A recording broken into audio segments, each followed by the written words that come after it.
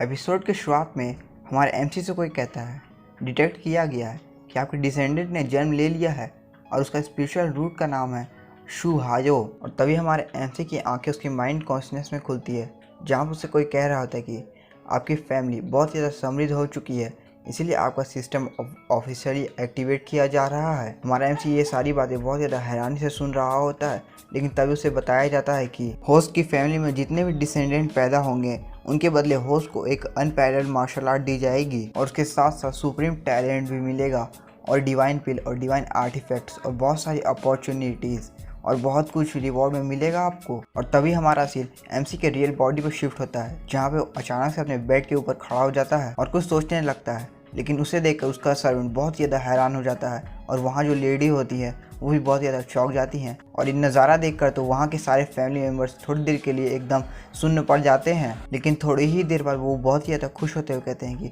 हमारे एंसेस्टर वापस से ज़िंदा हो गए हैं। वो ओल्ड सर्वेंट उन सारे फैमिली मेम्बर्स को नाश्ता गाते हुए देख रहा होता है, लेकिन तभी अचानक से हमारा एमसी अपने कमरे के सारे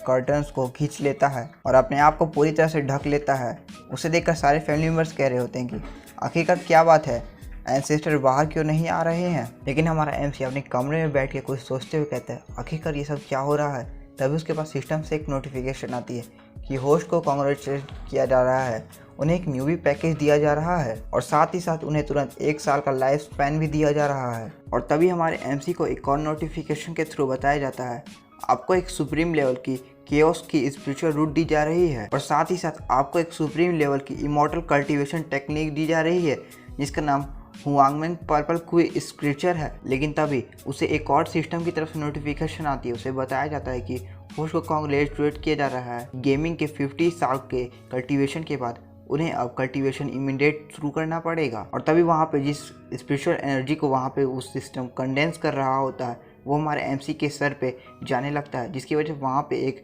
स्टोन अपेयर हो जाता है और वो स्टोन बहुत ज़्यादा शाइन कर रहा होता है।